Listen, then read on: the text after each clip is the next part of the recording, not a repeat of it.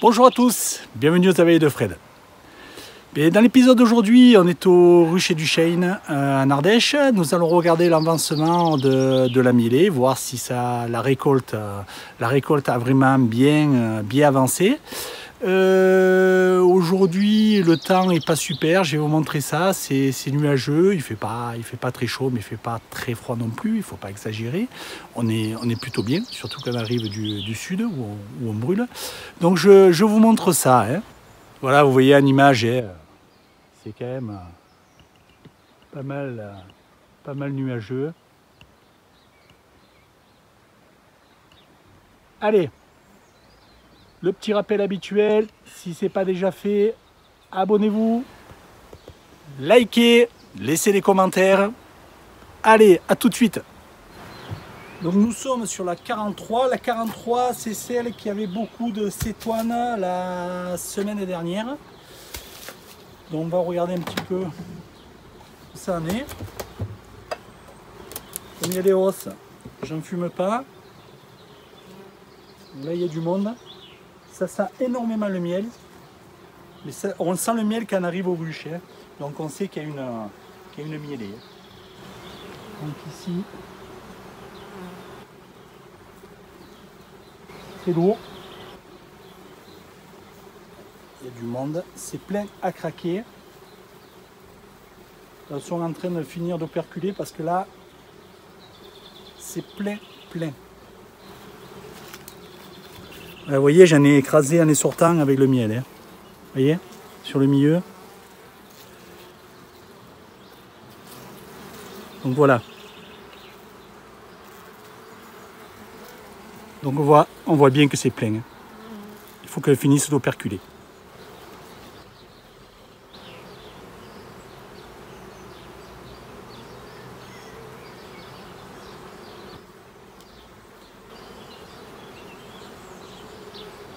Donc sur celle-ci, c'est pas la peine.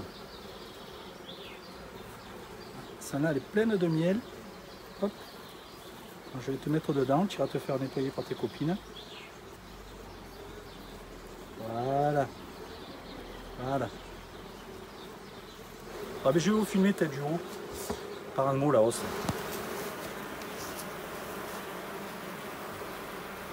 Donc, voilà la hausse vue d'en haut, hein. On voit bien les cires blanches, c'est toutes les nouvelles cires. Et là vous voyez bien que c'est gonflé en rapport des cadres. Hein.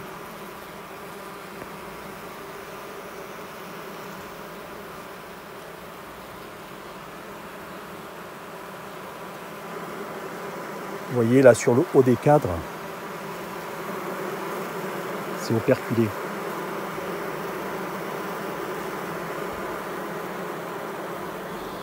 Allez, c'est surtout la seconde qui m'intéresse.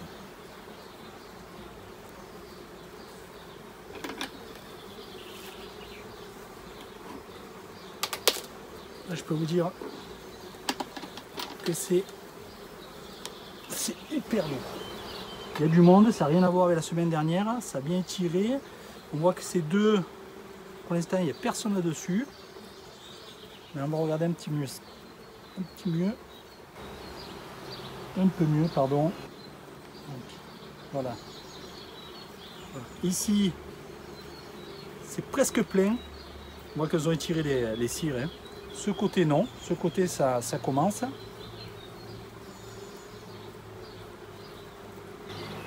Plus je me rapproche du centre, normalement, voilà, celui-là est beaucoup plus lourd. Donc celui-là, c'est plein. Il est plein. Et ce côté est aux 3/4. Les cadres du milieu, c'était des cadres à bâtir.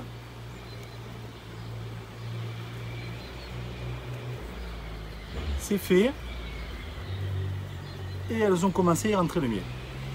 Donc c'est bâti et le miel rentre.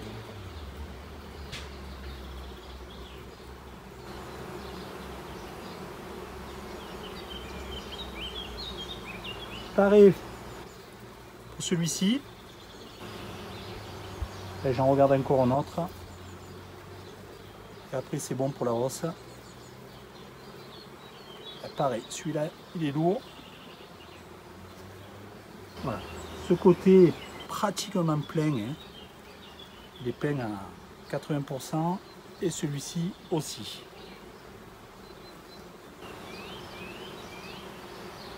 Par contre, je vais vous montrer, si je prends celui-ci de rive, voilà, juste elles l'attaquent.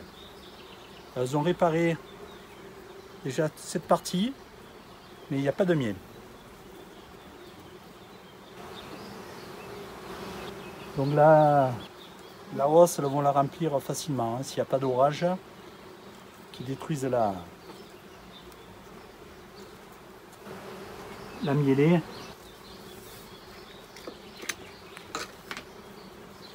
Donc, je vais les voir. Tout va bien dans le corps.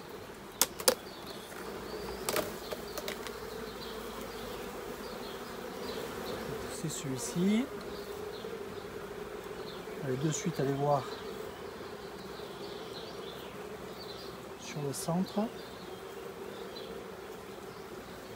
Et voilà, j'en vois déjà une. J'en ai vu une ici, je ne sais pas où elle est passée. Il y en a eu une. Voilà, il y en a une ici. Elle s'est envolée. Et il y a la reine. Et la reine est ici. Donc bien sûr, le son là où il y a du pollen.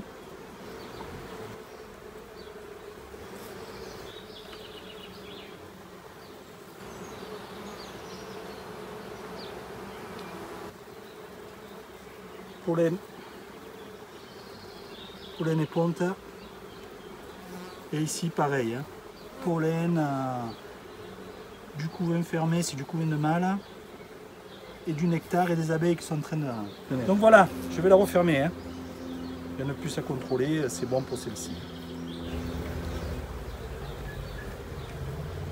Je remets la première hausse. Allez, redescendez. Là, nous attaquons la 6B. Donc ici, c'est un essaim de cette année.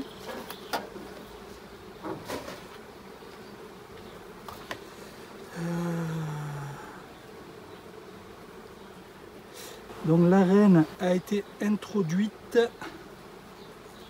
intro-reine, sur un... J'ai mis 4 cadres. 4 cadres pour créer un essaim. J'ai introduit la reine le 14-05. 14-05-21. La dernière visite, un RS. On va regarder. Il n'y avait rien dans la hausse la dernière fois qu'on l'a visité. Je vais vous montrer. Donc voilà. Là c'est le haut. Je vous filme la hausse du haut. Hop, je descends pour que vous y voyez mieux. Donc on voit que les abeilles maintenant sont montées. Il n'y a que sur le côté, toujours le même côté que l'autre ruche. Le côté, quand je suis à l'arrière, c'est mon côté droit, ici. Vous voyez? Le dernier cadre et l'avant-dernier cadre, hormis le côté intérieur de la ruche, il n'y a pas encore les abeilles. Et hop, pareil sur celui-ci. Donc elles sont concentrées là sur les cadres, sur 1, 2, 3, 4, 5 cadres, 5, 6 cadres. Allez, je soulève les cadres et on regarde comment c'est. Donc je vais regarder en premier là où elle commence. Voilà. Et voilà, elles sont en train de réparer les cires. Elles sont en train de réparer les cires.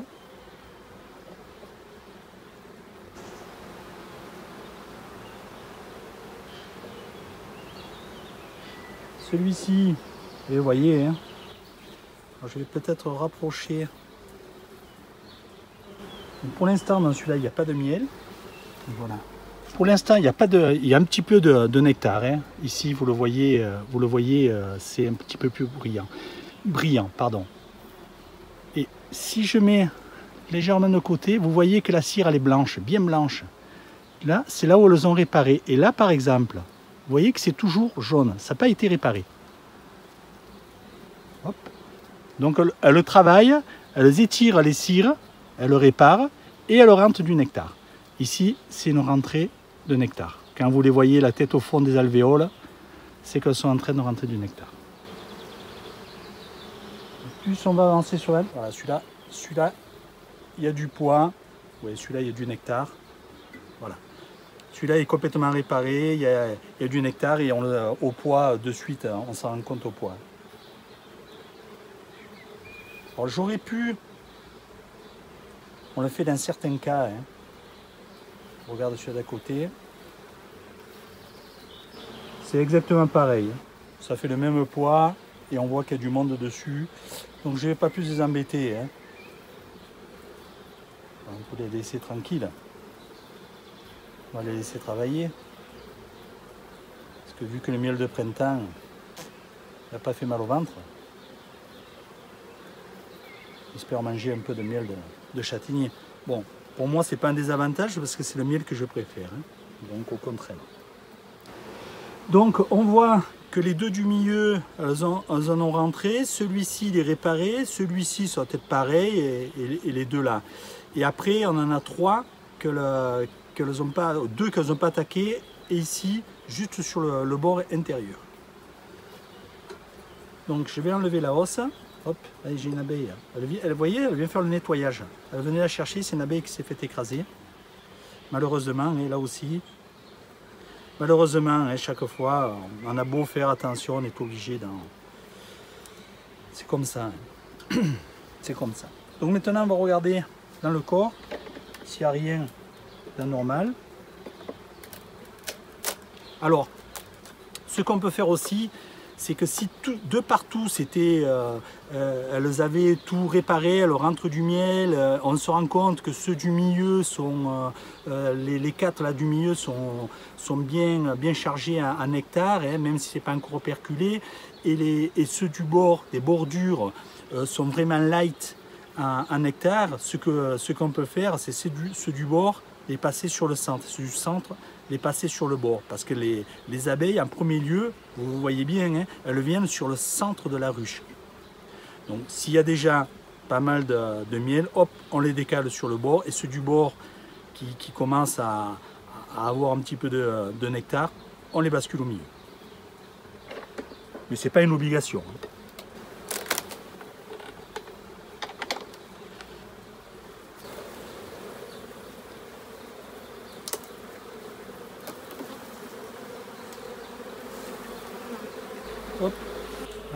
J'en profite qu'elles ne sont pas là, elles ne sont pas sur le haut. Ouais, ça va. Il n'y a rien, pas grand chose. Ici, il y a un petit pont. Il est préférable de les enlever. Hein. Ça vous évite, de, quand vous tirez le cadre, d'arracher sur toute la longueur. Hein. Non, mais reste pas là, toi. Voilà, on va promener. Tiens. Tu veux les promener dans la ruche. Voilà. Donc, je vais regarder rapidement. Hein. Je vais regarder celui-ci. Bien collé.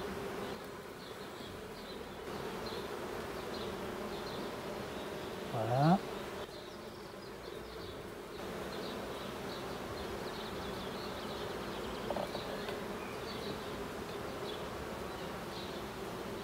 Et voilà. Pas de trop pour ne pas les écraser. Vous voyez que je laisse toujours le passage. Hein. Et là, ça me laisse un peu plus de place.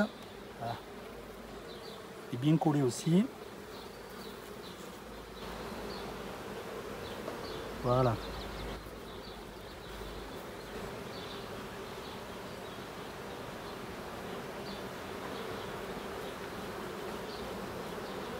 Donc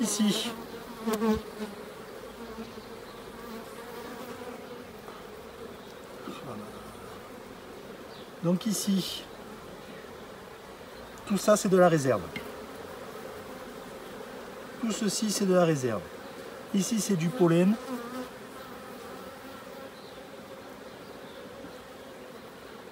Et ici j'ai de la ponte.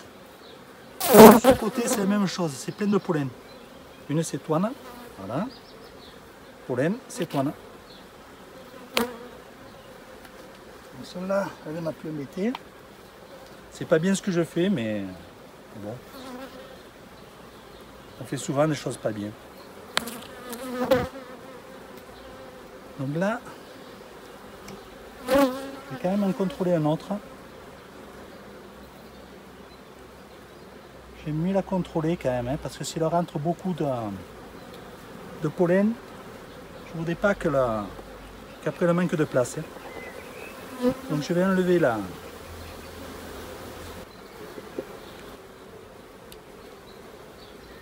de nourriture, si elles ont bien travaillé et qu'elles ont bien organisé leur ruche. Oui, celui-là il est plein.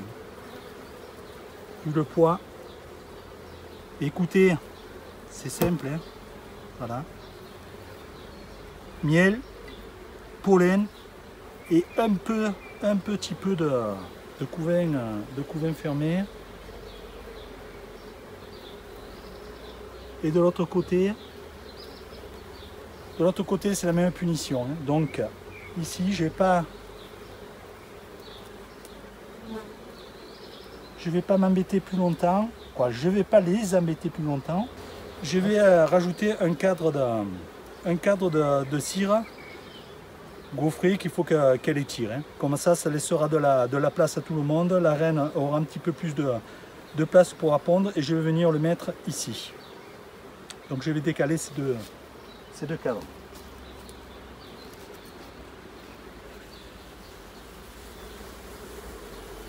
C'est pour éviter, je vais regarder en même temps les autres cadres. Hein. Je fais ça en préventif pour éviter un bocage de ponte. Hein. Celui-là aussi est énormément lourd. Parce que là, miel, nectar, pollen, couvain. De l'autre côté, je suis exactement pareil. Donc là, ça fait deux cadres que là, il n'y a pas de place. On est à 0. Et que la reine est au chômage technique.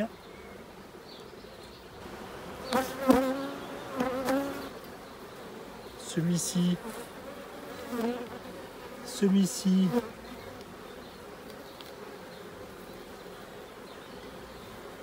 miel, pollen, couvain, et il y a un petit peu de ponte.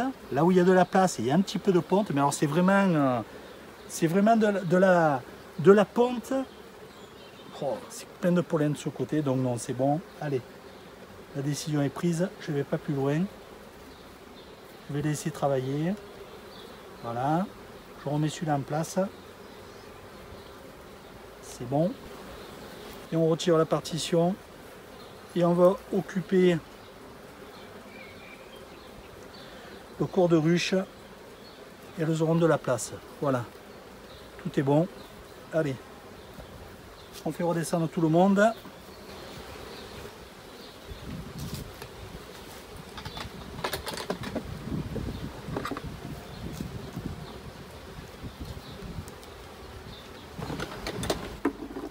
Mesdames.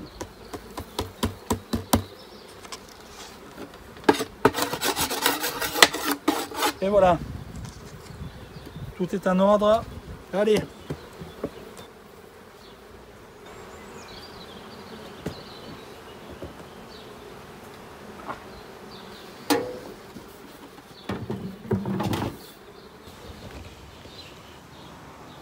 Allez, on s'assoit 2 petites secondes pour faire le bilan.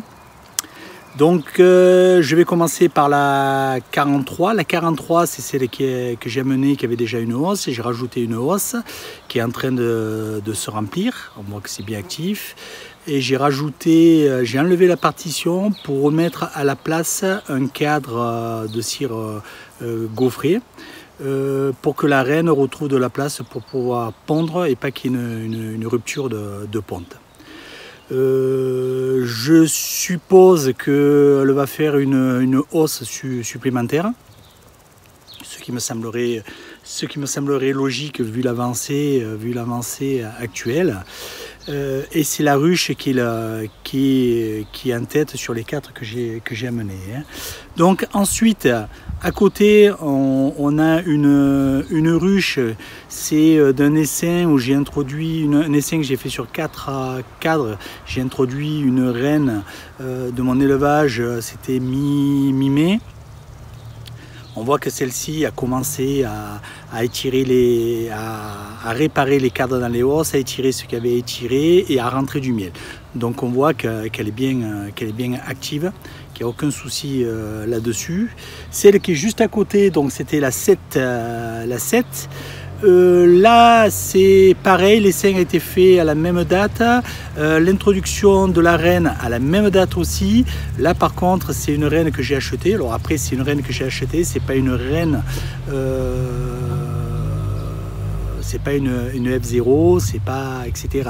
C'est entre guillemets une reine lambda que l'on achète dans le commerce. Il n'y avait rien de particulier.